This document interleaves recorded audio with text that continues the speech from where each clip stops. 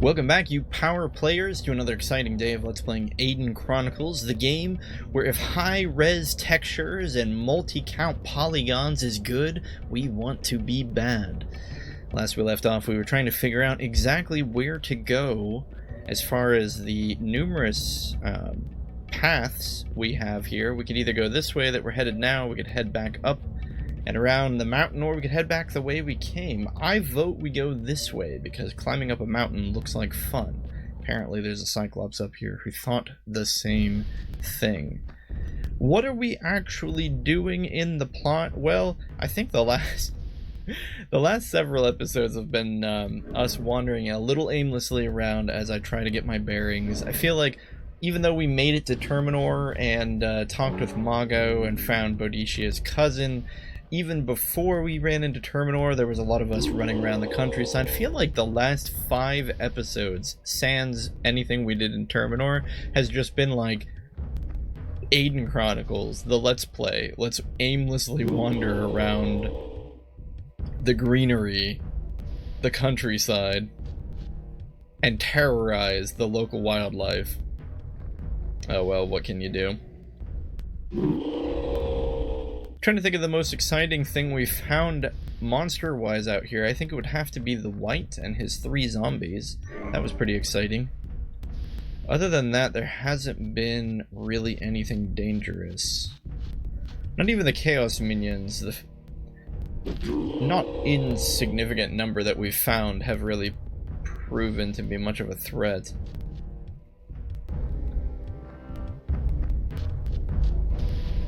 And I think you'd be hard-pressed to find something at about this point of the game that's really dangerous. I'm racking my brain trying to think of what other monsters there are in the game. I guess the Whites are still pretty scary. Those things, those chaos creatures we fought on the bridge coming towards Talawalk like way a million episodes ago, those things were pretty threatening. Or those, the Chaos Lieutenant or the Chaos General or something like that. I kind of expected these guys to flee. I feel a little stupid that I accidentally skipped Alaron's turn here. We should have just had him nuke them.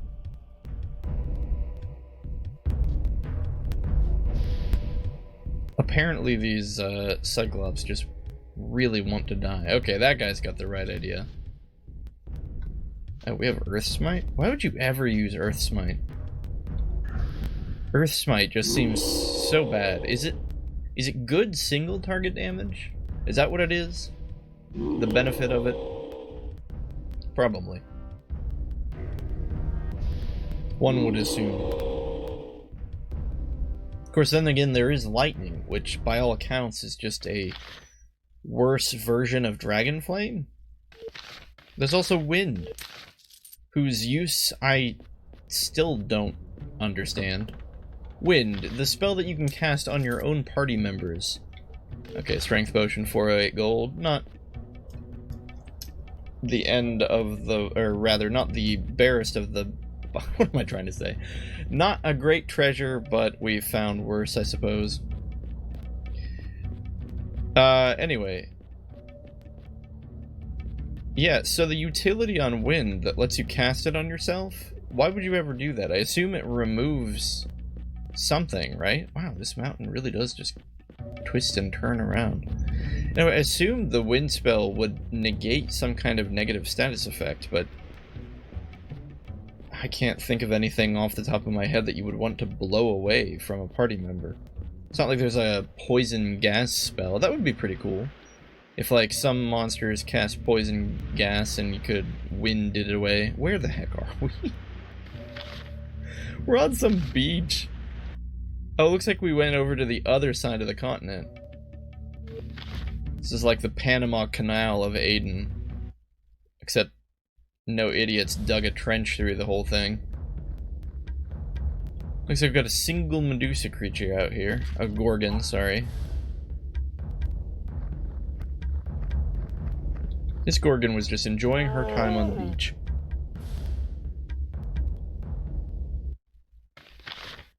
Gorgons, of course, known for their Frozen Doom spell, but not too threatening if they don't get a chance to cast it, right? So this is kind of a nice little part of the beach, I guess. It's no Darkling Bog, that's for sure. Oh, we lost the music. We must have left the outer parts of Ugarit. Wait, what the? A water elemental? What the heck? I don't remember these guys at all. Well, logic would dictate that a water elemental couldn't be damaged by physical attacks, but I mean, we could try it. No, we can't reach. Oh, Warfang's a magic sword though, right? What direction is this thing facing? Oh my goodness, look at that. I think does it move its head? No? What? Hold on. What's going on here? That clearly looks like the front, but like if we rotate all the way around, the head follows you. That's so freaky. Okay, enough of those shenanigans. Let's just stab this thing. Okay. Looks like they're not going to be that threatening. Now, I feel like fire naturally wouldn't be effective against a water elemental, but we're going to try it. Apparently not. Apparently it's A-okay. But I kind of feel bad. I want to see what does a water elemental even do? We're just like straight up murdering them before they can even take a turn. We'll let this one live over here. I guess it turns into a pool of water, except it's not quite a pool, more a square of water. That's awkward. Couldn't you contribute like just 2 to 4 more vertices and make it a hexagon of water or an octagon of water? No, it had to be a square of water. Watch, this is just gonna kill Neeson. No? Okay, it looked like a tsunami. Kind of a tsunami kind of attack. Rita has a non-magical weapon. So I wonder if Rita's not going to be able to hit it. Yeah, it doesn't look like it. Not very many enemies, but certain enemies in Aidyn Chronicles require a magical weapon to hit. We'll see if lightning does like double damage. Assuming, of course, that Greta can properly cast it. So a fair bit of damage dealt. 33. That's pretty high. Not guaranteed to hit though. Neeson isn't like particularly well armored due to the fact that he doesn't have a shield. Definitely seems to confirm though that they need a magical weapon to hit them. That's Rita's third miss there. Yeah, steady 30 damage. Alright, so we're not particularly threatening of an enemy. The damage they deal is respectable, but didn't seem to have any spells or any special tricks or anything like that. Just a high-hitting, high-damaging monster that requires a magical weapon to hit, so only Rita is out of luck there. Wait, why did Neeson heal all that HP, like, immediately after battle? I know the healing rings heal you, but I thought for sure, like... I thought for sure you'd have to walk around a little bit before those rings heal you. I guess it's just instantly, after battle. That's silly. So we have, like, no reason to be worried ever anymore about damage. Moderately dangerous trap. Not a problem for Brenna. A verse elemental scroll. We don't really need that. Especially considering the professors in Talawak will teach you all of the verse spells. I suppose we could give it to Neeson, but there's not really a lot of reason to. Another very dangerous trap. Not an issue. Sword of Might? What? Dang! I don't think I've ever gotten this before. Sword of Might. 50 base hit, 4 damage, respectable, 5 extra strength. Of course, we have to compare it to the magnum opus that is Warfang. Warfang having 5 more to hit. Damage still the same. Yeah, just... They made Warfang too good, or they didn't make the other swords good enough. As cool as this Sword of Might is, I mean, it's neat, but it has a lower chance to hit and only gives you 5 more strength. Which probably translates to a little bit more damage. Yeah. So, the accuracy is probably offset by the strength bonus, but what are you getting then? You essentially have a Warfang that doesn't steal HP. I think that's what the Sword of Might probably equals. Kind of want to equip it just to see it. We'll have Brenna equip it one battle or something just to see what it looks like. I mean, I would say that perhaps, like, you could travel all the way over here and get the Sword of Might before fighting Kittirak. Like, if you were really, really, really determined to get a good sword before fighting him. Except for the fact that you can't even come here until you've done the whole Araman quest. So that's not even a possibility. So once again, unless you have 2 sword wielders on your team, Warfang just trumps everything. This is just a regular sword. It kind of looks like the Chaos Sword, only not green. Alright, let's go stab something with it.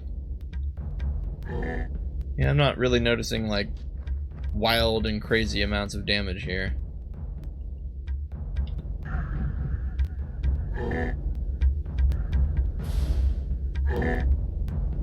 Yeah, I think we just have to, sadly accept that the Sword of Might is not that mighty.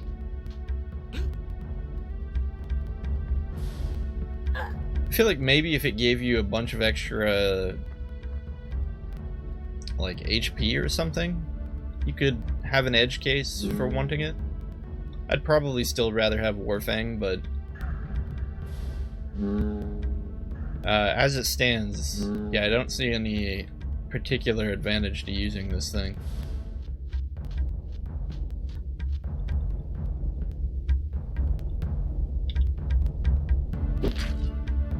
I'm curious how much this will... Holy mackerel, 32. I was gonna say, I'm curious how much that'll heal. Yeah, so let's equip the Chaos Sword. I don't think we have this playthrough. Get a look at the 2 swords and see why they appear similar. Oops. You do not have the minimum strength? Really? 23 plus the 5, but I'm sure that doesn't factor in, yeah. So we need 2 more strength. Pity. Actually, we should probably just equip Warfang and be done with it.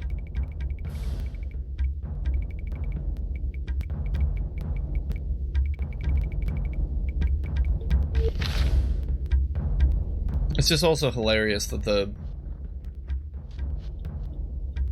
minimum requirement on Warfang, like, you could also, I don't know, you could also be like, if Warfang required 30 strength to equip, there might be scenarios where you just don't have 30 strength and you would want the other sword or something, but even then, getting 30 strength would not be that hard. I feel like I'm rambling at this point. I kind of have to. We've became the crazy roaming party that just never goes into town. I feel like this section of the adventure is Alaron and Co.'s road trip across Aidyn.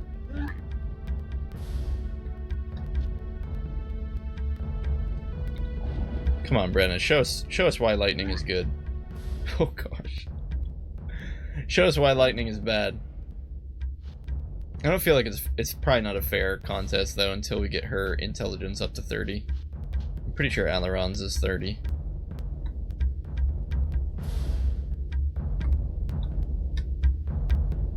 Come on, where's that last scorpion? There we go.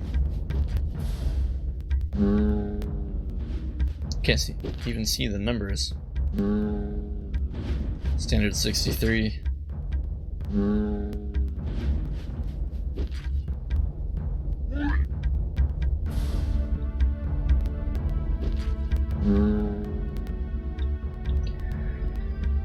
you other scorpions, just leave. Brenna was in danger a little bit there. She got hit by 2 of them and could have, I suppose, gotten nicked by a 3rd and lost the game, or lost her life, but... Oh crap, I didn't mean to skip Alaron's turn.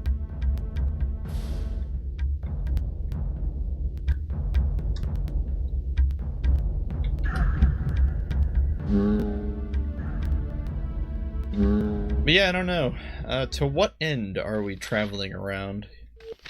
22,000 EXP.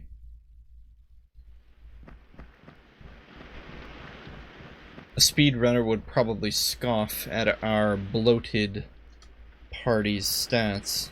I'm sure you don't need this much power to win the game.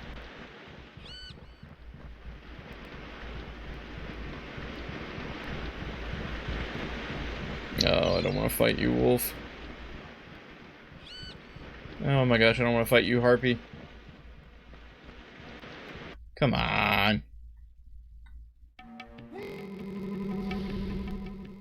Really do have to settle on the conclusion that these fights are just a little bit pointless now. I'd say I have a higher tolerance for random battles than some people, but not... I don't look forward to random battles, that's for sure. They are starting to wear on me. Even with these spells make the fights go quicker, sure. But I just don't care about these harpies.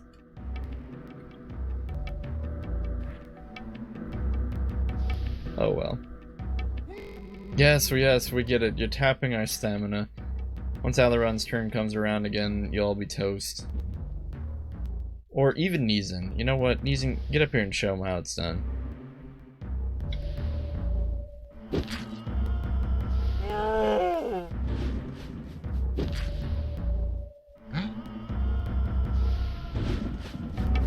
But yeah, I don't really think we're going to run into anything particularly threatening in the countryside anymore. Even those water elementals weren't.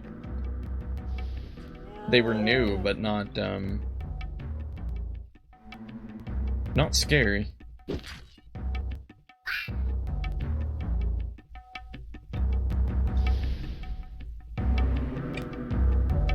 Well, alright. Stealthing past these things would be enticing if it weren't for the fact that we move so slow while stealthing. Probably is nearly just as much time spent in battle as it would sneaking around. Plus, if we kill them, they're gone forever and we no longer have to worry about them. Oh my goodness, why is this beach just filled with things?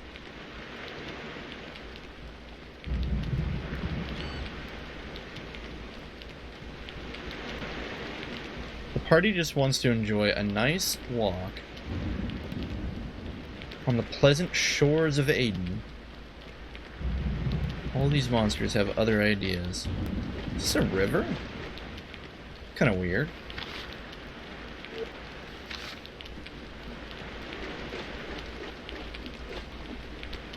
Huh.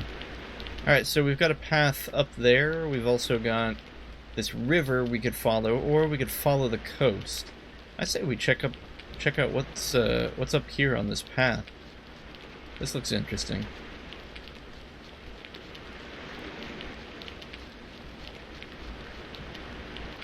Oh, are we not going to be able to climb up here?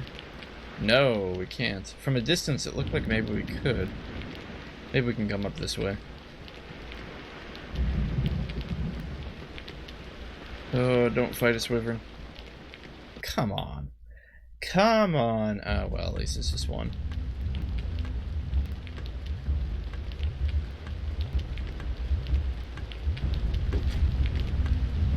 Nice.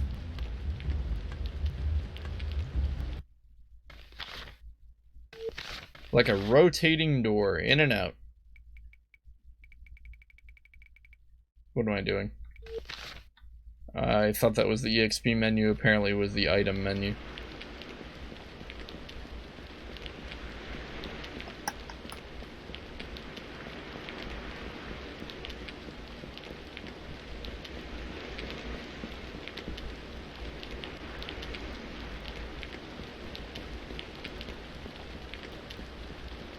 I mean, the party's impact on the ecosystem alone is enough to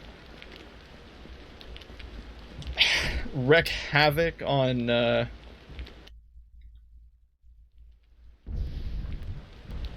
natural life surrounding these cities. I feel like our party is going to be responsible for the extinction of certain magical creatures in the area.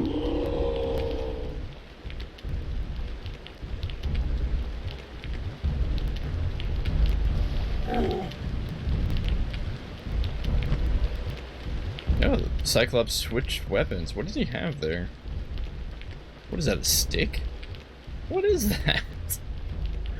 It looks like he just has like a sharpened stick. That's funny.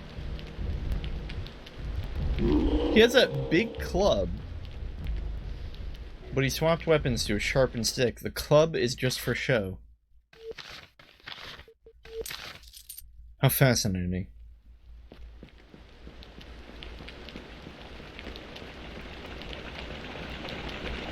I feel like we might be getting close to the bog.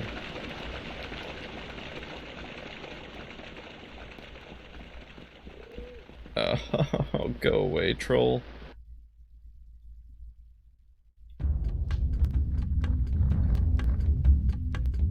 Alright, realistically, alright, let's regain control of the momentum here.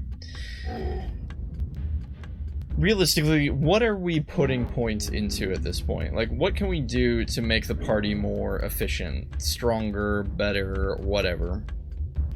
Because, for the most part, the characters have reached peak efficiency in their, like, chosen profession. Like, Brenna's Master Thief.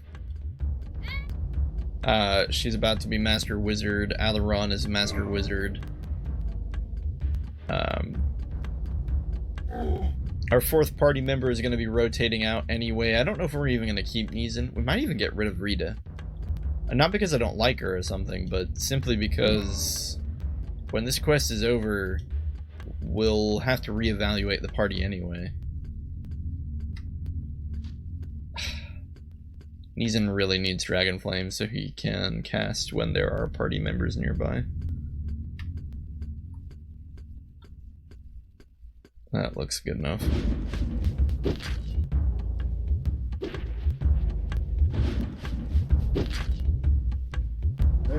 But yeah, I just don't think we need any more strength in our party members. I know that sounds weird. It's like, Chezni, it's an RPG. You could always have characters that are stronger. But legitimately, we just don't need it. Although these trolls are not going down easily.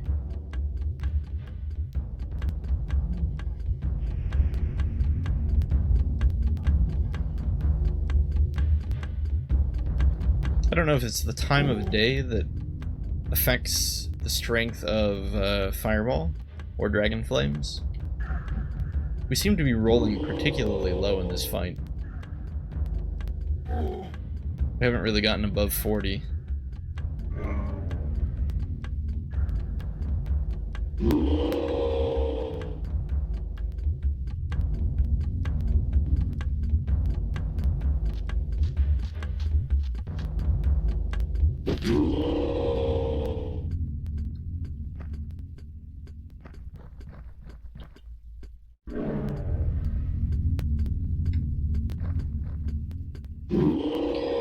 I suppose we could put points into Alaron's spells, truly make him a master mage.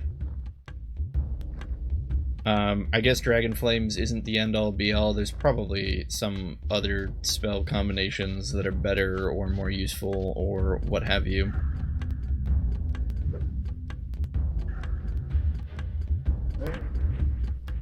We could also tune up everyone's willpower. What is going on? All of these trolls are just resisting.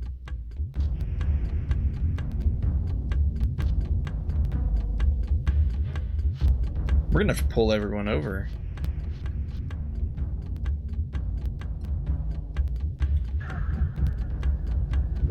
Wow.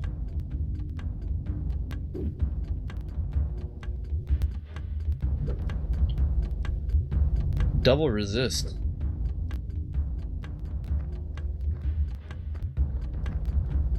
I guess magic can't solve all your problems. We're still gonna try though.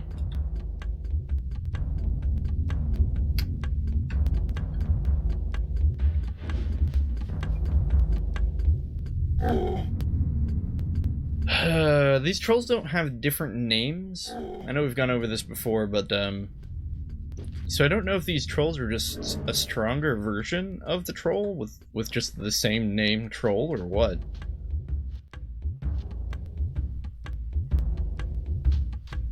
It's also kind of foggy out. I wonder if it counts as nighttime right now. If it's nighttime, our affinity might be bad.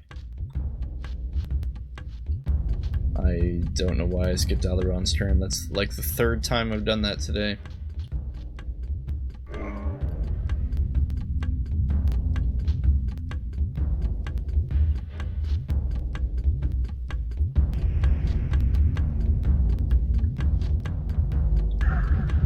There we go.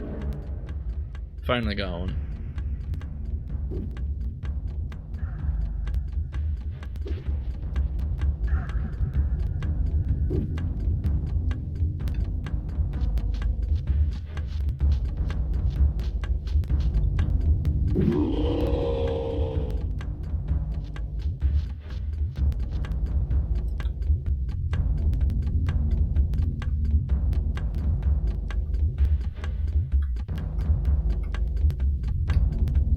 Come on.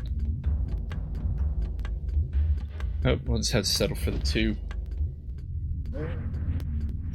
Even Aidyn spells are being resisted.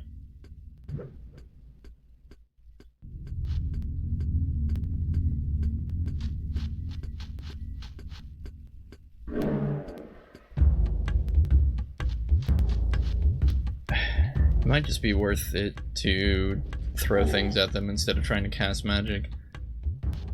I'm not particularly worried about the spell components, it's just that,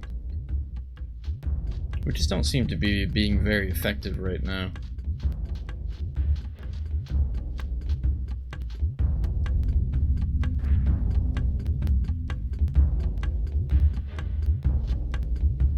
Not for the first time I realized that Beckon's axe would be somewhat helpful here.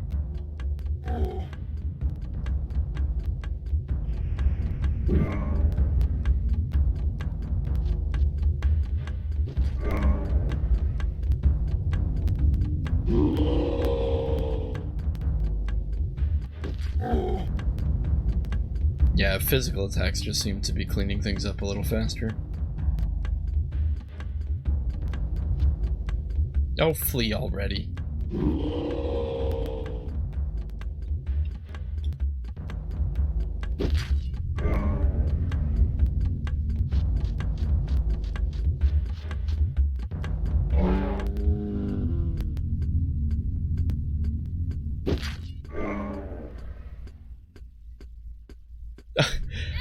Man, you see all your friends dead and you think,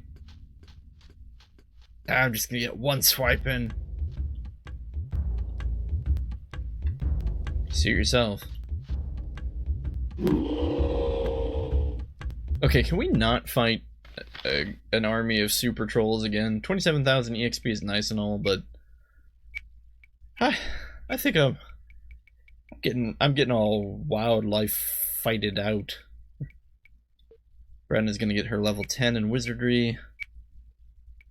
Oh yeah, her intelligence is definitely lacking. Alright, we'll put her up to 30 at some point. Rita. Guess you're going to 30 willpower, Rita.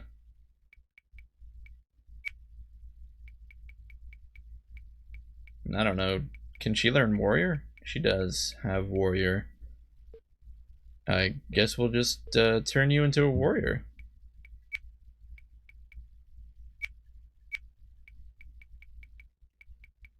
Meanwhile, Alaron with his int of 30, wiz of 10. I mean, how do we increase? We just need to increase his damage, right? I don't really care about strength. I mean, we could level up his... what? His fireball spell, I guess?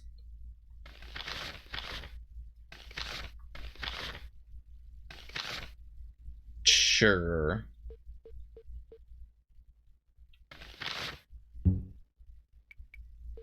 Neeson can crank his fireball up to 10. He already has an int of 30. We'll round off his endurance at 20. Dex of 20. Oh, buddy, we gotta get up to 30 dex. Alright, so that's what we'll do with Neeson.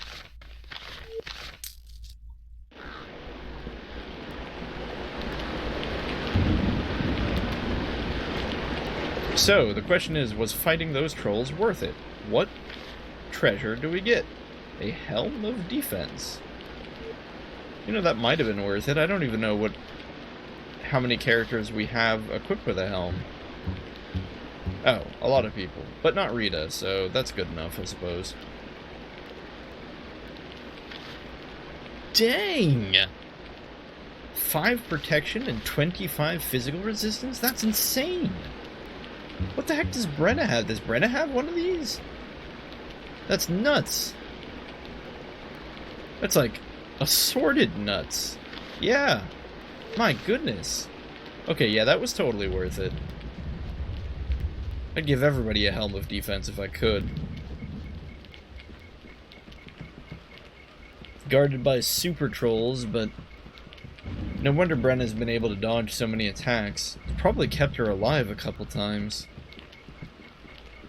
Alright, we are officially in the bog now, guys. It took us a long time to get here. But welcome to the Darkling Bog. Let's see where we are on the map. Looks like we entered in... let's see. Definitely are entering in from the west entrance. Or rather, coming in the... we're traveling west, coming in from the east entrance.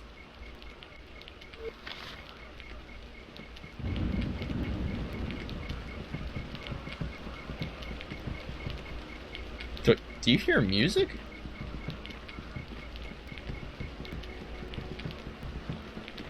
Man, that's spooky. I totally hear music. Is that the tower? No, those are just trees. Alright, well, we could go towards the sound of the music, and as enticing as that is, I'm going to resist and keep going around the edge of this walkway. Another sapphire gem. Worthless. But yeah, mostly going to keep going around the edge of this walkway simply because it will allow us to check it off our list of places we need to go.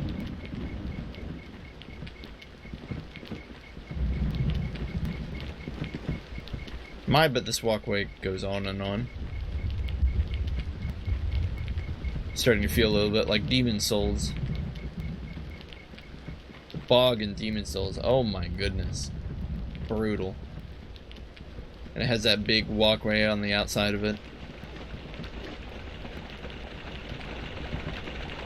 What? Pardon me, good fellow. What the crap are you? Oh, you're a skeleton. Alright. Is this the first time we fought skellies? Not sure.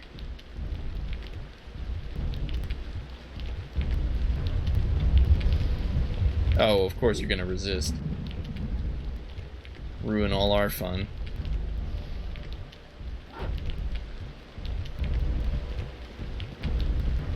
Probably need to make camp just so it becomes daylight. Oh, I forgot to check. What affinity is Neeson? He's daylight affinity as well. There's really no reason to have him fight, to have anyone fight at night. Man, there aren't very many nighttime affinity characters, are there?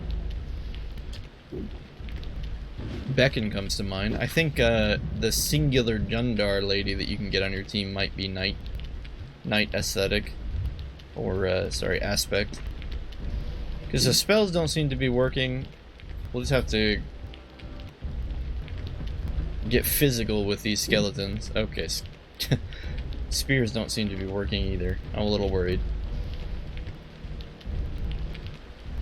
No blood has been drawn by either side. Hey, there we go. They do bleed.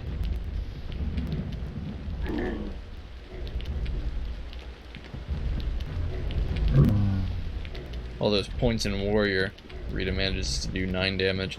It's probably more the fault of Rita's weapon than Rita herself.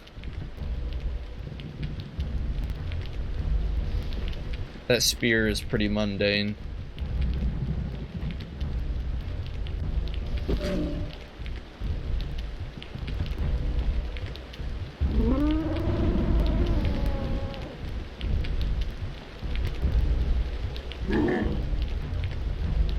Skeletons don't seem too bad. They're fairly defensible and they have a decent amount of HP, but I don't think a single one has hit us yet.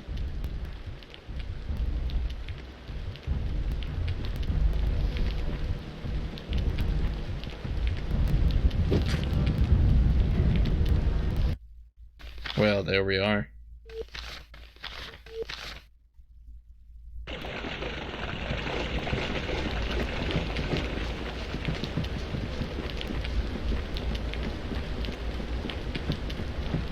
This is nice, though.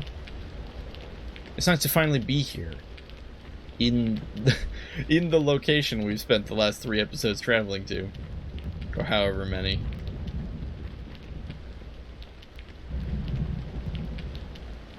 For a bog, it's not really that bad looking. Oh, right, we need a camp. Should help our spell casting.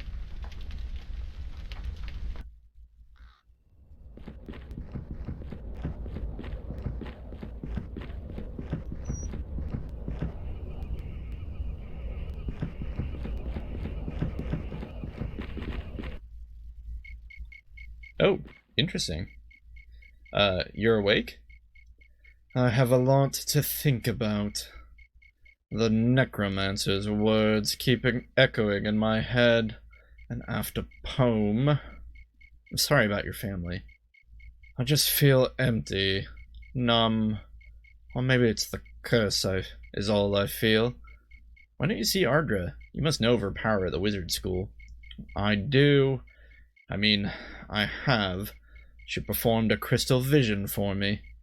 I hope you got better news from that crystal than I did. Actually, it's far worse. There's hope for you.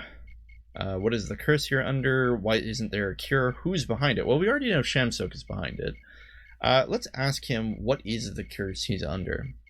Slowly, painfully, I'm dying. I might look normal sitting here, but I'm doomed to become one of them. A zombie. Oh, dang. Oh, wow, I didn't quite realize that. But Rita's working all the time, without much success. The more I die, the more I transform into one of the undead. My soul is no longer my own. That's pretty depressing. Why isn't there a cure? It's an arcane spell outside the lore of the school. Ardra says she's never seen its like before. For a while I thought Cradwar might know of a counterspell. Yes, I set a lot of hope on Cradwar myself. This tower. Maybe. There may be some kind of information for me there, but the real task is to stop the necromancer once and for all. He's very powerful, but the tower is still unfinished, so we have a chance. A good chance? A fair chance. Whatever happens, we can't let Shamsok go around, destroying our cities. It's time somebody stood up to this madman. We'll stop Shamsok. I'm sure of one thing. There'll be more massacre if we don't. Dang, so, Neeson is going to become a zombie. He mentioned something about having some kind of connection with Shamsuk. That was what gave him the premonition when he fled Pome before Shamsuk just burned it down. Can we take a moment as well to kind of pick apart what, like, Shamsuk was doing in Pome? Because I don't think we ever really found a good answer to that question. He was described as going around talking to the miners and their wives in Pome. And after 4 days, it seemed like he didn't find what he was looking for, and that made him angry, and then he burned down the city. Now, there was the rumor that one of Phelan's sons was living in Terminor, but that probably just isn't true and is just a gossip that doesn't really mean anything. After all, I'm fairly certain Sheridan is Phelan's only son, and I don't really know of any other characters that pop up that would be Phelan's son. I'm sure some fan fiction theorist out there has an idea, but it just doesn't seem relevant to what's going on, so we can dismiss that as the reason why Shamsuk was wandering around Pome, because, again, even if the rumor was true, the son was supposed to be in Terminor, not Pome. Talking to the miners and their wives, I suppose that just indicates the people of Pome, since Pome was a mining village. Town, establishment, we're not really sure, we don't get to see it. Let me just line this up real quick. 2 is good enough. But it seems as if he was looking for something, and either the villagers of Pome didn't have it, didn't know where it was, or were hiding it from him. And he became cross and just ended up destroying the entire city. Was he looking for the wilding? Was that all it was? If it is, it's not really insinuated very well that that's precisely what he was searching for in Pome specifically. We already know that Shamsuk is looking for the wilding to kill him, largely, more than likely because he wants to get revenge for the death of his wife and prevent the wilding or any other wildings from, well, just causing general chaos. Sort of a double-faced, hypocritical method, though, isn't it? When you're so hell-bent on destroying this wilding for the good of all, while at the same time raising entire cities. Really doesn't make a lot of sense, does it? At any rate, it does seem like along the way he got angry at Neeson, or perhaps angry at Rita. I would say he was probably more angry at Neeson. I don't know if we ever get the particulars as to why Shamsuk cursed Neeson. Perhaps Neeson didn't agree with him. Perhaps Neeson just was in the wrong place at the wrong time. Happened to stand in between Shamsuk and one of his goals. Oh, a new journal entry was added? Okay. What does, today we saw the Darkling Bog for the first time. Well, yeah, that's, sort of true. I mean, we've been seeing the bog, but alright, better late than never, I suppose. Perhaps Alaron only now just remembered to jot it down in his dear diary. But the curse apparently connects, Neeson on some level to Shamsuk, and because we got confirmation that he's going to turn into a zombie, does that mean that all zombies share some kind of connection to Shamsuk? Perhaps mentally or spiritually. Neeson says his soul no longer belongs to him, and there's a lot of magic that involves splitting of souls in Aidyn, so perhaps in order to turn people into zombies, Shamsuk ties their soul to his or gains dominance over it or something like that. Neeson said the magic was arcane beyond the nature of the school's magic. Now, the school seems to study mostly elemental and naming magic.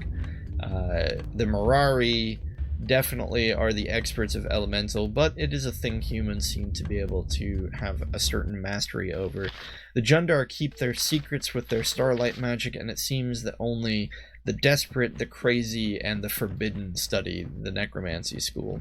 Shamsuk being the only one, as far as I know, of the main school of wizards who even dabble in such an art.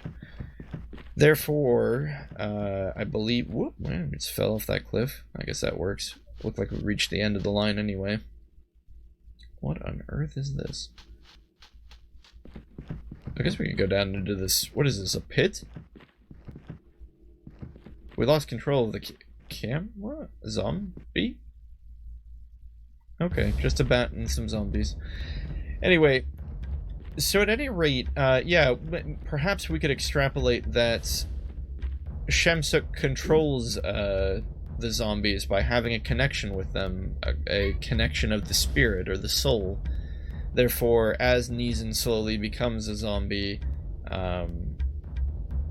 he's not, or rather not as he slowly becomes a zombie, but because of this connection, he's slowly becoming a zombie or whatever. Giving him insight, though, into the mind of the wizard. Perhaps Neeson has even resisted the spell to transform him into the undead for so long, partly because he's a wizard and partly because of Rita's own work herself. Rita, being a naming wizard, doesn't have dominance over the school of necromancy, although what did Neeson mean by it was arcane? I have to believe that that must mean that it's just old. I don't know of an arcane school of magic. This zombie seems content to just leave us be, so I think we're going to leave him be. But now I'm kind of curious, does this zombie talk? Oh my gosh, he does. Human. Let me pass. What do you want? Where's your master? Let's ask him what does he want? Die, beast, white light. Hard shock. Just make eat how. Shred must. What? What kind of light you must? Uh-huh. Let's ask him what kind of light. Fury staff. Pure kill. Come close. Triumph will. Fear you live. Try you red turn. What is he saying? Do we have to read this backwards? Turn red, you try, live, you fear... No, none of these words make any sense. Let's ask him, you must? As demands, he survive, us eat. Run, hide, we must. Interesting. So the zombie actually seems apologetic. Mentioning the staff, of course, that's connected to Shamsuk himself. Something about a white light? Is Shamsuk depicted as... Is his magic... Does his magic create a white light? I think that part's irrelevant. Regardless, it said he demands... So that's sort of adding a bit of fuel to the fire here. This idea that Shamsuk does command the zombies. They have a unwilling connection to them. If all zombies were at one point human, it seems that they maintain a certain level of their humanity. They wish to resist Shamsuk, but can't. We found those zombies in the bog. Thanks, Alaron. Didn't want to mention that the zombie talked to you? Oh well.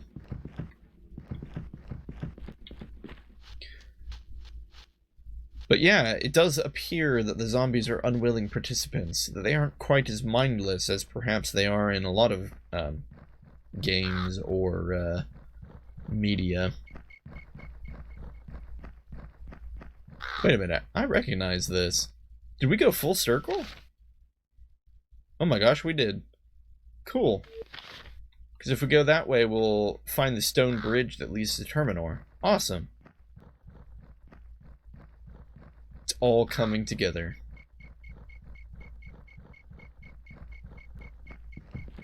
Alright, so let's continue to make our circle around the bog here.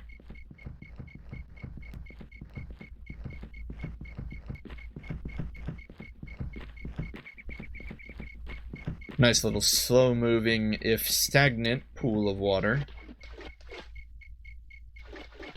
Some more herbs that we don't need. A lot of herbs we don't need.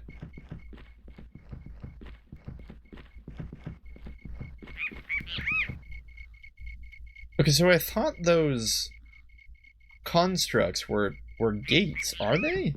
There's another one right there. They seem to have decayed with time, no longer functioning or active, but there's two of them there. What did they say the Darkling Bog used to be? Wasn't it a forest? Or, no, that was Jundar. Or Ugarit, rather. But the Darkling Bog didn't used to be filled with zombies until the wild man of the bog went there, right? So perhaps at some point it was hospitable and there were actual passage gates traveling to and from there that people used for whatever reason. Oh my goodness, look how deep you get there.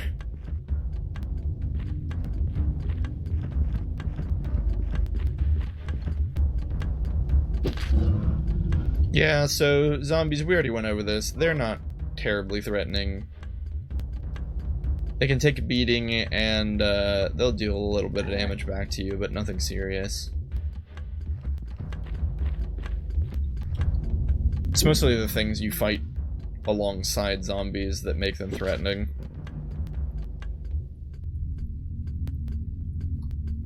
Since they tend to get in your way and gum up the works.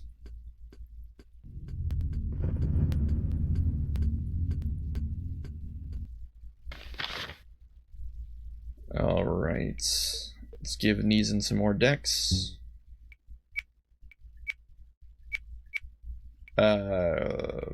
Brenna, more ints?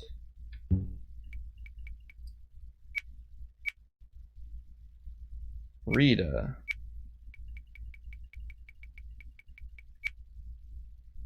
Rita, I guess we give you, what, strength? And, Alaron. We need you on that final level on Fireball. Alright.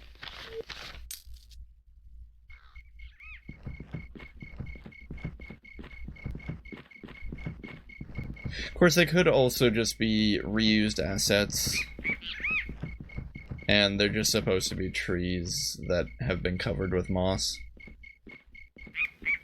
In fact, I'm starting to... What? What? Alright, if you Minotaurs want to die. I'm starting to think, though, that might be actually what those things are. I don't think they're supposed to be teleporters at all. I think they just look similar. And that they're just supposed to be old, moss-covered trees.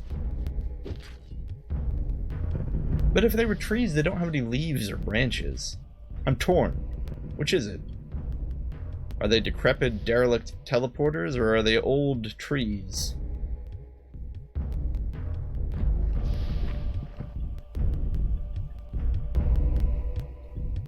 At any rate, it looks like at least the Minotaurs respect the Fireball.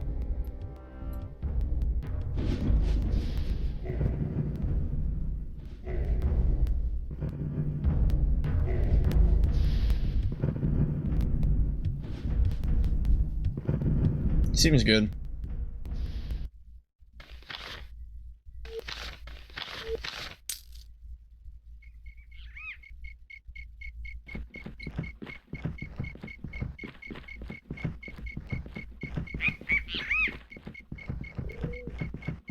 Alright, so I believe this is actually somewhere that we walked through a little bit before. But instead of turning around this time, we'll just continue down the path.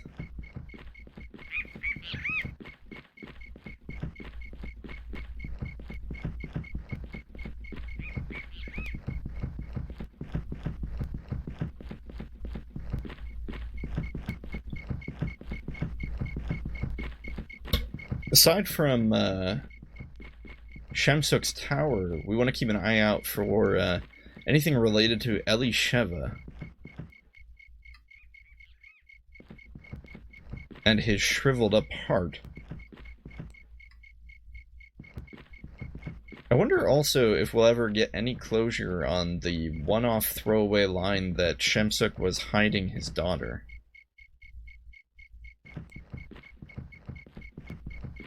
Perhaps when we run into Shamsuk, we'll get the option to ask him. Oh, looks like a lizard man trotting along.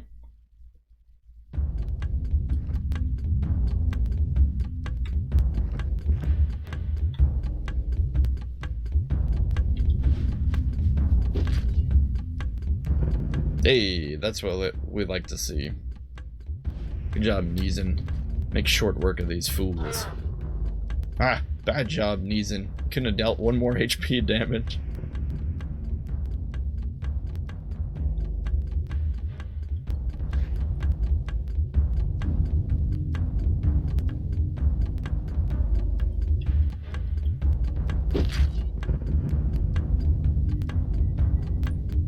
Definitely seems trivial.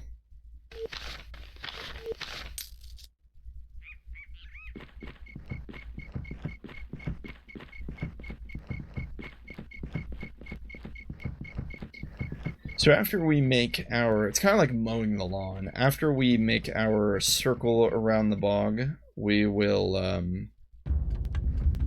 redirect our efforts to moving in an inward spiral, closer and closer to the center. I assume Shamsuk's tower is probably near the middle, or perhaps even in the location where we started to hear music. It's probably where the tower is, I would imagine, although I didn't see it. However, the render distance in this game is not super far, so it could have been nearby and it just hadn't rendered through the fog yet. We shall see.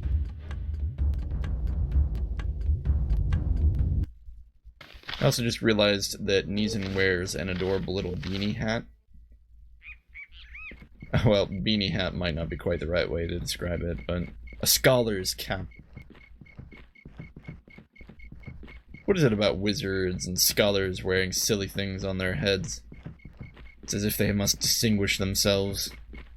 Oh yes, I am intelligent, therefore I put this thing on my head. Some murky water coming off of a cliffside. Oh, another zombie. Let's see if we can walk right by him. Seems to be not the case. Ooh, we get a big zombie here. So this is the big zombie I was talking about. These ones can be a little dangerous. However, they don't employ any particular strategy beyond what a normal zombie would, other than move forward and attack. They're very meaty, as you see there. 34 damage. Barely a notch on that green bar of life. Now that Brenna has some ints, let's go ahead and try out her lightning spell again, see if it's... hey! That's pretty good.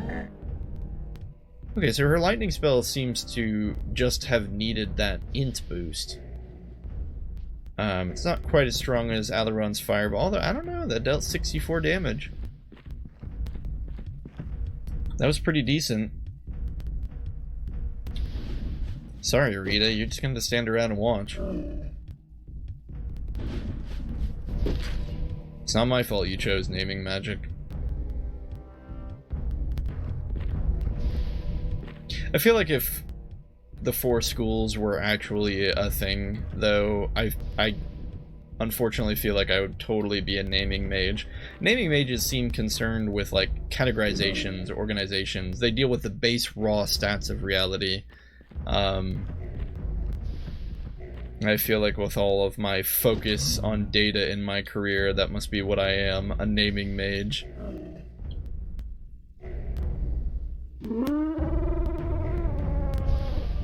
Well, there you go. Elephant zombie is dead.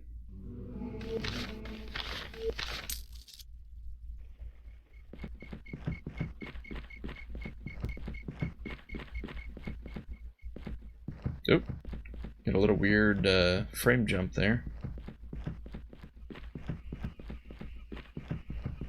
Oh, this bog is so big.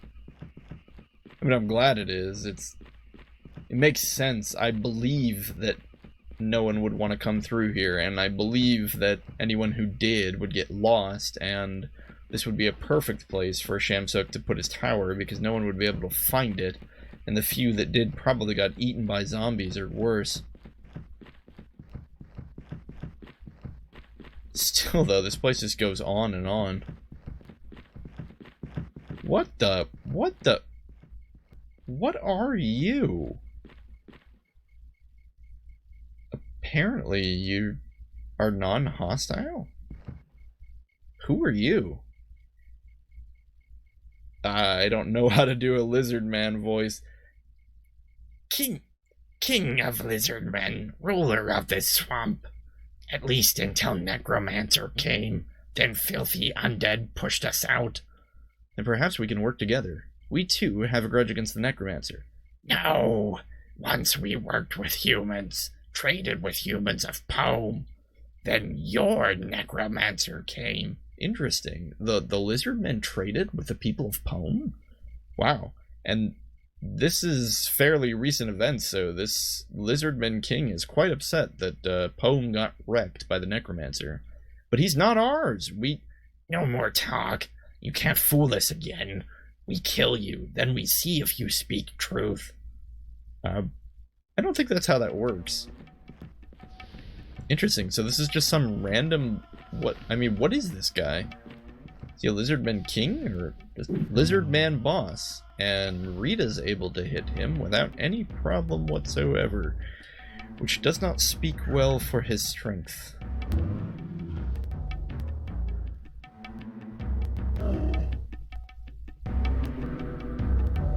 Everyone's a wizard now.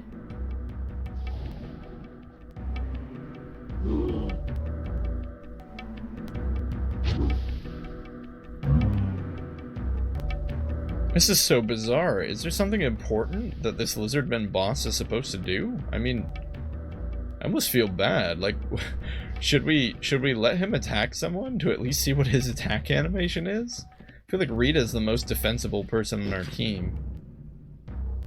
Maybe we should have Rita go up and like say hello. Of course, Brenna has that hat that gives her all that defense. Alright, Brenna. Just go up there and say hi. Okay, that's it. Just straight damage. What is he even using? Some kind of... what is that, a shovel? If I had to guess, I'd say it's a broken sword. But it really looks like he has a shovel. Like, guys, this is the pizza maker. The pizza maker Lizardman. He dealt in pizza with Pome. See, that ridiculous outfit he's wearing is definitely his pizza boy outfit. He's just upset because now no one's giving him tips because Pome is gone. Alright, so I guess we just, what, outright murder the Lizardman King? We get the Lizardman King's axe. Holy mackerel. Look at that axe. 75 to hit? That's outrageous. 5 damage? That's very high. And 5 endurance? We have to get Beckon back now. Scorpion shield? That's interesting. It's not any good, but it's interesting. Another sapphire gem. We're getting a lot of sapphire gems here. Holy mackerel, though. Let's compare that to the blood axe.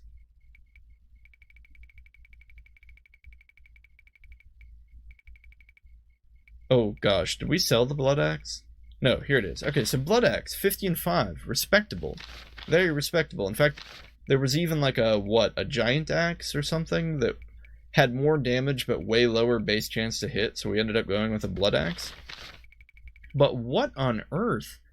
This Lizardman King axe has the same damage, 25 more to hit, and gives you 5 HP just cuz. We really need to get Beckon back on our team then, because that axe has his name all over it. Hey, what the heck is this?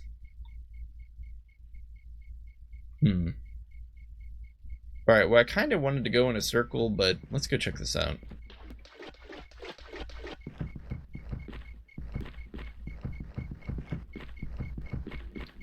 Oh, can't go in there. Seems to be some ruins of sorts. Perhaps, what is this? The original dwelling place of the crazy man of the bog? No, of course not. It's just Shamsuk. We're all going to agree it's just Shamsuk, right? A new journal entry was added. We found Elishev's tomb. Was he the other half of Mago? Is there another half to me? Hold up. Wait, what?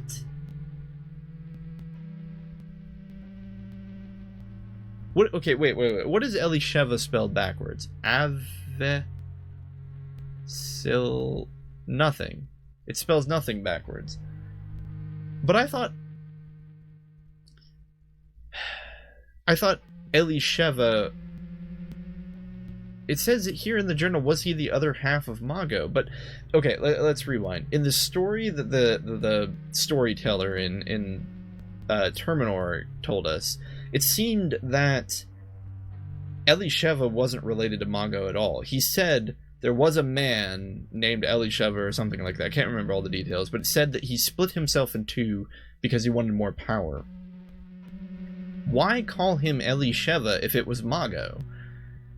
Is Elisheva the spirit of Mago? So is Mago actually an artificial wilding?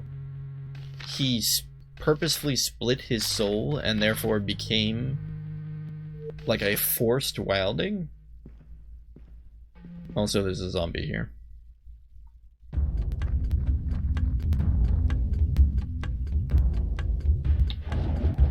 Or could it be that Elisheva is Mago's true name and he gave it up? I don't know. The plot's kind of getting a little unclear here. Let's just go with... Let's keep it simple. Elisheva is Mago's other half. We'll just go with that.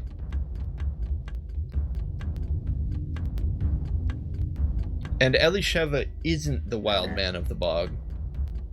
So that means... Actually, that makes a lot of sense, because Mago's wife said that the people of Terminor would come to Mago for help, and he was a great and powerful wizard. And I don't think Mago is, like, evil inherently. Like, I don't think he specifically doesn't really seem to be malevolent. When you met him, he tried to warn you, and it seemed to be more for your sake and the people around you than his. He wasn't trying to get anything from it. He wasn't trying to, like, instill fear in you or anything dumb like that. So, let's assume Mago was an actually good person. When he split himself into two, it literally was because he thought, well, with two of me, I will be able to accomplish more. And for a while, he was. With two of him, he was able to double his exploits and his power, and use that power to help the people of the city.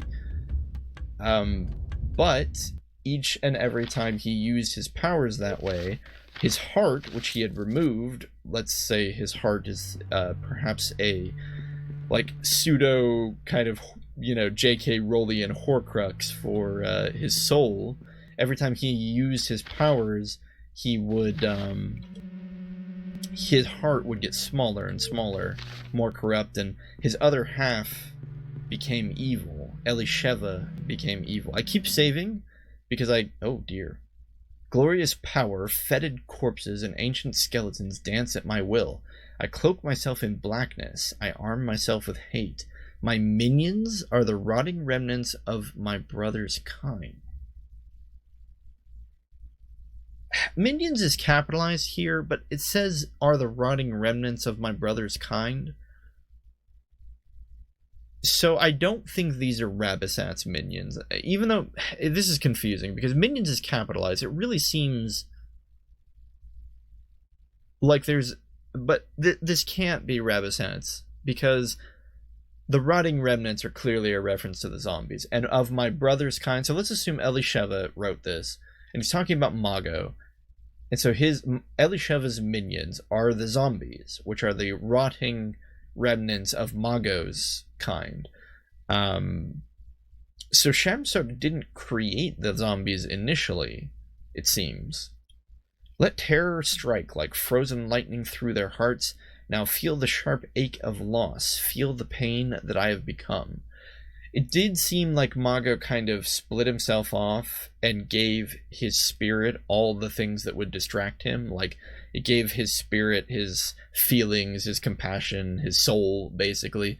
So his soul had to deal with all of that without any of the anchoring of the body to keep it in place. With each child I snatch, with each child I snatch, each of their kind I add to my undead army. Their fear flowers. Maybe there is another of my kind. Someone among them challenged me today with ferocious magics. Surprise. I forged now a receptacle for my essence. In this gem I place the beating core of myself. For what use have I for a heart? What? I'm super confused now because it said he fought another...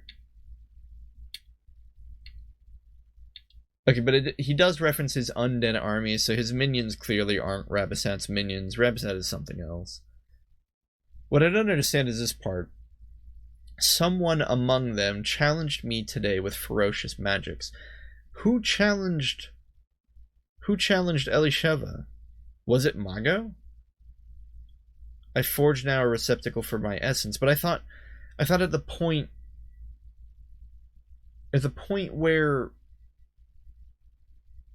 Elisheva split off, I thought Mago had already created a receptacle, but I guess not. Elisheva created a receptacle for his own heart, the core of himself.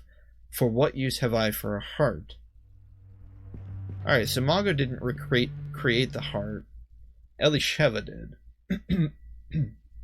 My brother found one mystic stone, carved over with triangles and tied with spice. But this did not protect him, though I did stop and wonder at their simple charms. They try to keep me at a distance, still they cannot do as much as required, including bones and bits of hair to keep among my to keep among my last discoveries, and I consider these but not too long, for what is fear when I have not a heart? To pinch I am a shapeless thing beyond creation, and free to feel no feelings at all. I think all human feelings could be put into dogs and pigs by opening up a man's skull and letting all the contents flow into a cranium of animals. Oh boy, the spell check on this one was not strong. Anyway, flow into a cranium of an animals, then we would know a new philosophy of species by letting the two creatures live one inside the other. This all interests me beyond words. I wonder of the blind one. The blind one? The blind one? I haven't seen a blind one. Day by day I drop off all unnecessaries and redundancies, and soon I shall have stripped it all away, yet in this lessening I will persist. I will not add to grow, but will diminish, and so train myself down to the barest essence until there is no thing left to die or kill, but just the pinpoint of what is unchangingly and forever true. So he's kind of talking about a technique or strategy in which he diminishes himself over and over again to his true essence, so that there will not even be a body to kill, not even a spirit to target. So he will become immortal by removing all of himself away except that which is true. One mystic stone. Yeah, I don't understand this. Is Elisheva the other half of Mago, or was Alaron just nuts when he wrote that? Anyway, it looks like we've come across a spirit of sorts here.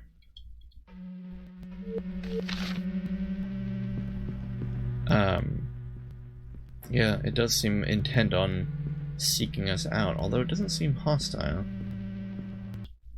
Although hitting the A button on it will get us into a fight. So is this the spirit of Elisheva? Can we just kill this? Or the remnants of Elisheva? It's just called a wraith.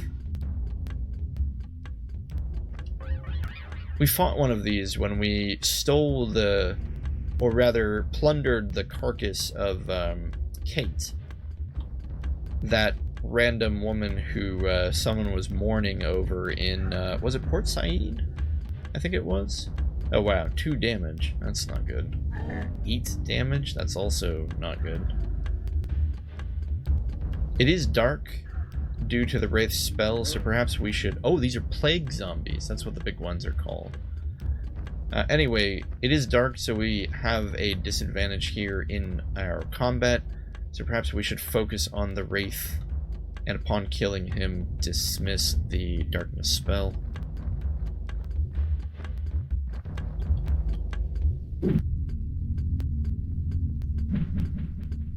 Wraith Touch, I'm not even sure what that does. Rita's high willpower will give her a resistance to it, though. Plague Zombie stumbles around, skips his turn. We'll have... Neeson has a magical weapon. He should be able to hit the Wraith.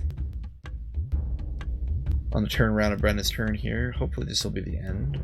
Alright, so you managed to take out the Wraith. It's definitely the more threatening of the creatures present.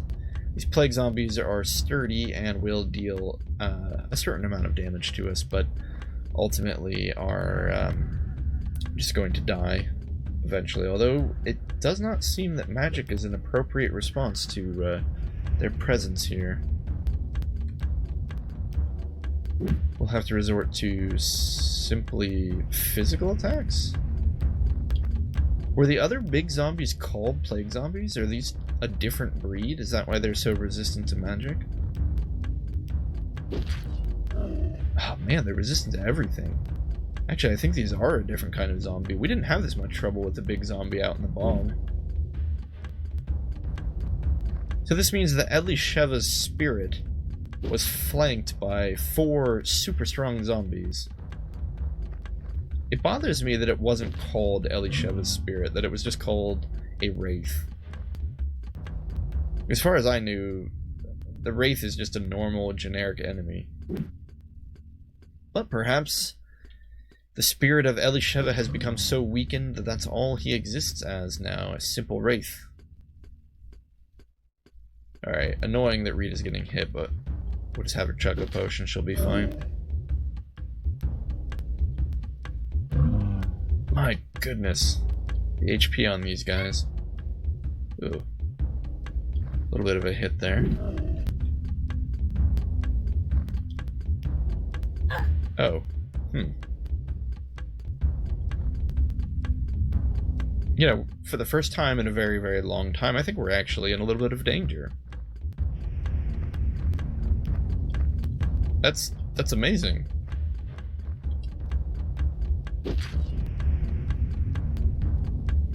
I'm a little nervous. Rita's turn needs to come up.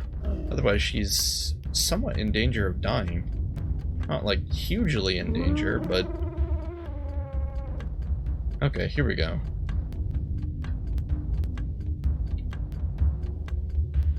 Alright, danger averted.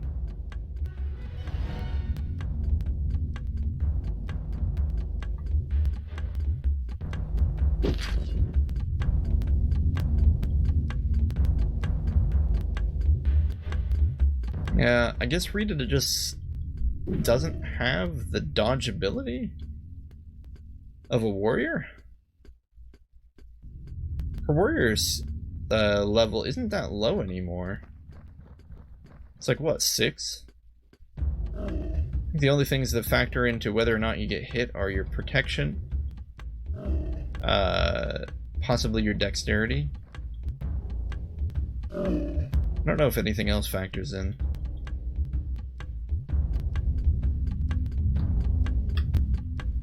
That's fine though, she can take a beating.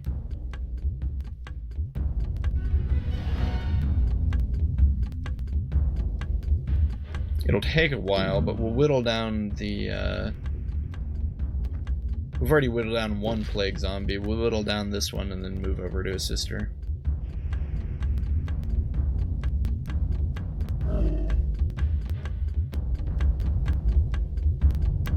Ugh, are you not dead yet? Oh my goodness. At least they're slow.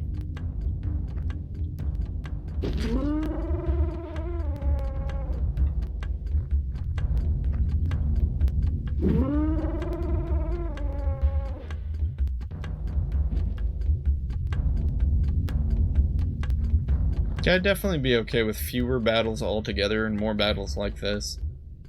Battles where there's at least the semblance of threat.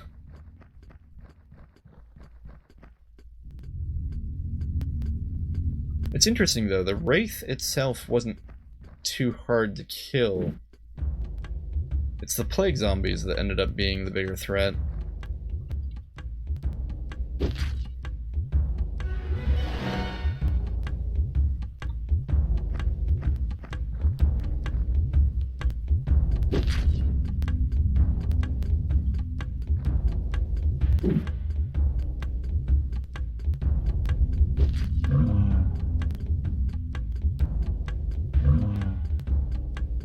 Kind of curious to see what we're gonna find when we get out of this fight.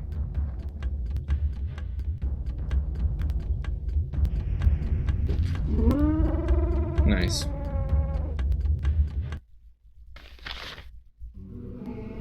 Only 11,000 EXP. Get more EXP from fighting an army of trolls. Pity. Oh well. 68 gold. Nothing really to write home about there. Can we open these chests? Oh, no, but we can read the tombstones apparently. Foul deeds failed to slake the burning thirst within me. I saw today the glint of madness in my brother's eyes as I whispered nightmares in his ear. So if this is Elisheva talking about Mago, then it's Elisheva that helped drive Mago mad. Those orbs held the tiniest mote of understanding. Could it be, but perceiving my approach, he moaned, and I felt his spirit withdraw, like a turtle shrinking in its shell, representative of the fact that Mago did not want to go along with Elisheva.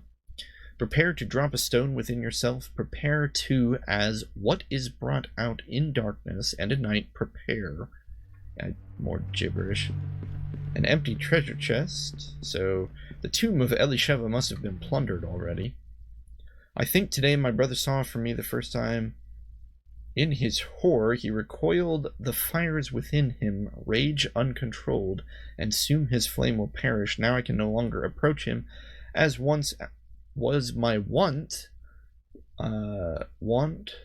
Could we reconcile after all our separate deeds? My course is set, and he will die, and no wish of mine will stop this.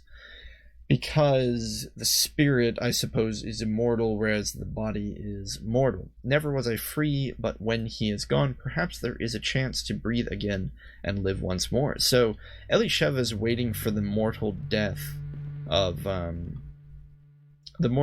Mago, and in some ways that's kind of logical. He's just sort of waiting for. I'm sorry, I'm trying to see what's over there. Do you see that? Looks like the room that we entered in. Climb the ladder down. Which is kind of funny because it means in the realm of 3D-ness that exists, we didn't climb down a ladder and go down. We climbed down a ladder and went from here to here, but it just looked like we went down. Kind of neat. I can't read this tombstone. Another empty chest. Oh, is this one? A very dangerous trap. Something in this one. A lot of healing potions. Oh, and the heart of Elisheva. Only equipable by people of the nighttime aspect. It removes 5 HP from you and makes you more weak to solar, but gives you the spell Crushing Death. Pity that no one can equip that. And 6,000 gold. Huh. Oh, what is this? Rage, rage, and bloody vengeance. He is gone. Not dead, he is not dead, and still I am not free. I wither, I fade. My hidden beating heart shrinks, it slows.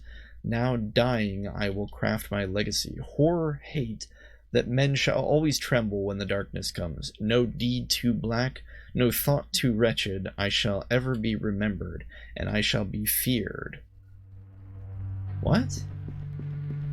Oh, looks like some carrion here. Elisheva's scythe. Super cool again. Magic aura of death. 40 to hit, 4 damage. You lose dexterity by equipping it. Again, I don't think Alaron can equip it because it requires an aspect of night. So I guess Beckon could equip it.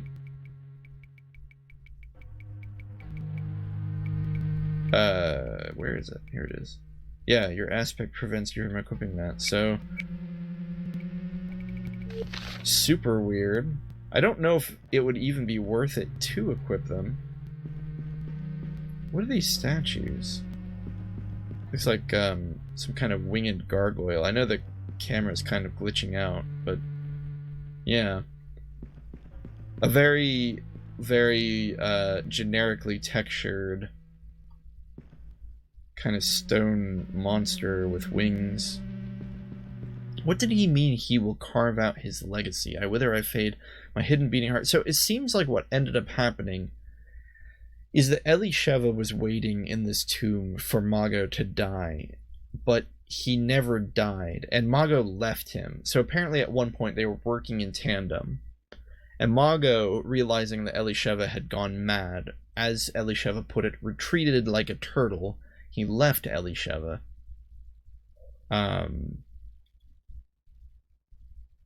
But he says, not dead, he still is not dead, and still I am not free. But we found carrion over here, but it was possessive of Elisheva's gear, so I don't know. Did Elisheva have some kind of body that would have left carrion?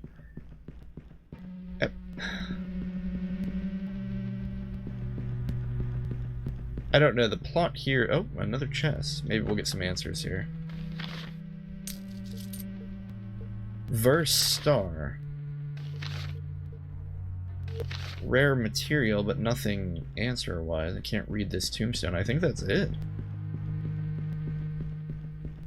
A verse star wand. A wand that would have been useful against the Jundar. What legacy did he carve?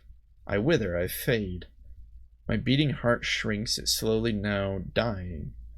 Craft my legacy, horror, hate, that men shall always tremble when the darkness comes. When the darkness comes. Does he just mean the fact that the Darkling Bog is filled with zombies now? It's the only thing in darkness I can think of. This is all super interesting, but this just brings more questions than it raises answers. Oh well, regardless, there was at some point something called Elisheva, whose heart... Oh, hello.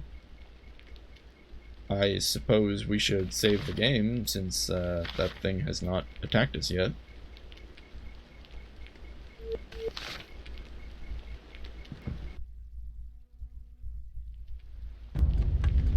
Wait, what?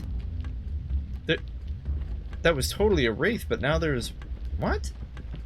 Now we're fighting a lizardman boss?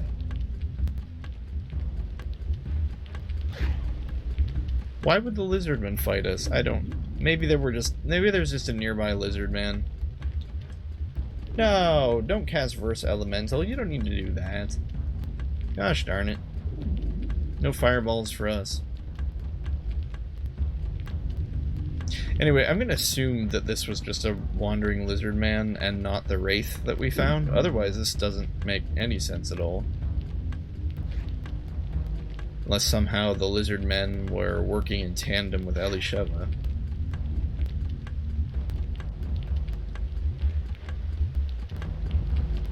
No point in casting magic anymore since they used Verse Elemental. We'll just have to beat him to death.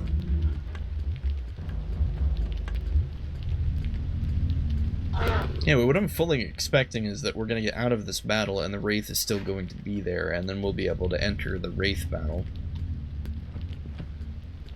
Because if this is the Wraith battle, that makes no sense. Of course, most of the stuff we read in that tomb didn't make sense, so...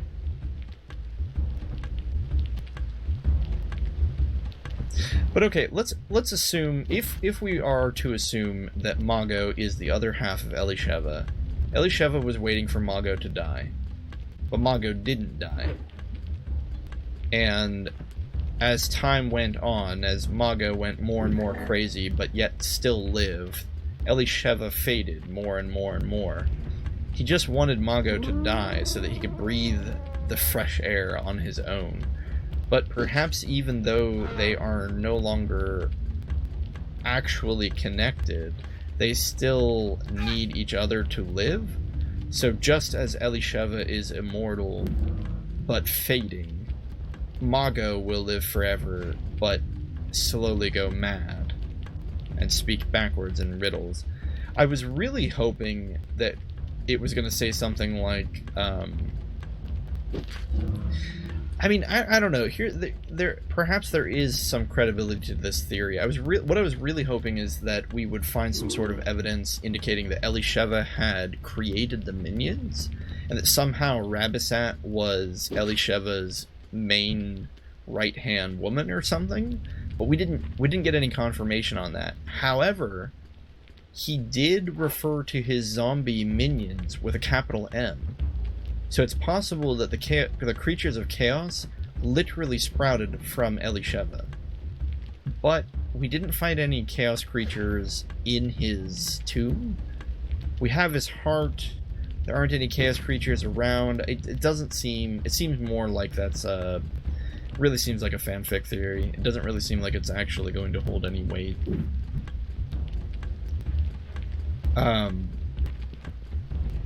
I'm super confused as to how Elisheva removed his heart when, if he was the other half of Mago, if he was the spirit part of Mago, why would he have a heart? Unless we are to assume literally Mago did split himself into two people, that even though one possessed his spirit or his soul or what have you, that it still was a physical human person, unlike our spirit, who seems to just be a transparent ghost. That would explain certainly why there was carrion in the tomb that had Elisheva's scythe next to it. Look at that, we got another Lizard King axe. That's weird. Oh my goodness, will you look at that, the Wraith is gone. No, that Wraith was the Lizardman fight. What on earth is happening here?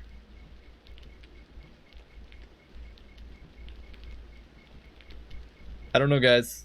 I think that's where we're going to end it today, though, because that is interesting enough to keep my mind percolating for a little while. And sadly asks a lot more questions than it gives answers. But it was certainly interesting. So we finally managed to get into the Darkling Bog, traveled around the outskirts of what I'm going to assume is most of the bog, ran into a random lizardman, and found Elisheva's tomb, which seems to be the other half of Mago. And got to read Elisheva's rambling, mad ramblings. And I also don't know why we got into another random fight. We'll have to finish this really quickly, though. Because you can't quit in the middle of a fight, that just seems wrong.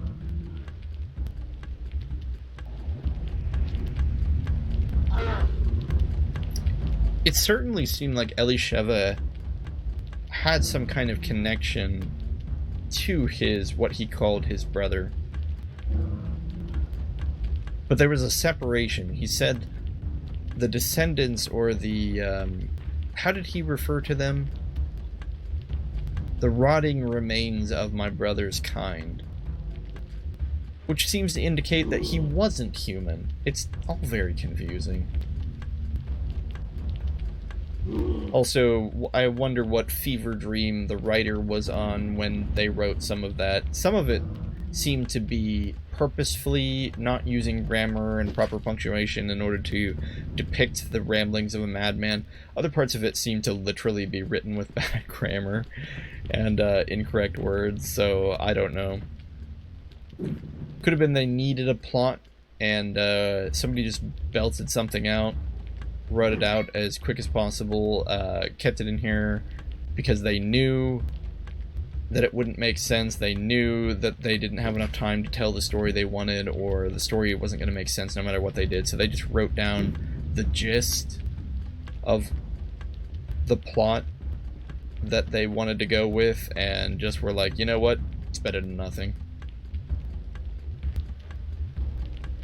Still though, it's super weird.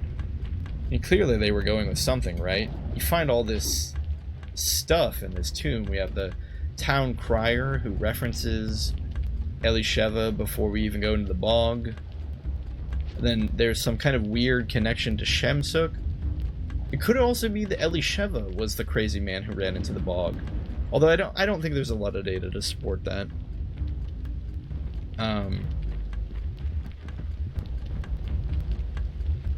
But it did say that the bog was fine until the crazy man ran into the bog, right?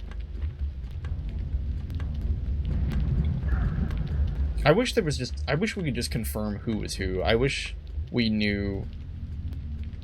I wish we had hard evidence as to who was the crazy man who ran into the bog, who Elisheva was, and was he the other half of Mago. Alaron's diary seems to hint that Elisheva definitely was the other half of Mago, although perhaps Alaron is just wrong. But I don't know why the journal would update like that if they didn't want you to think it was.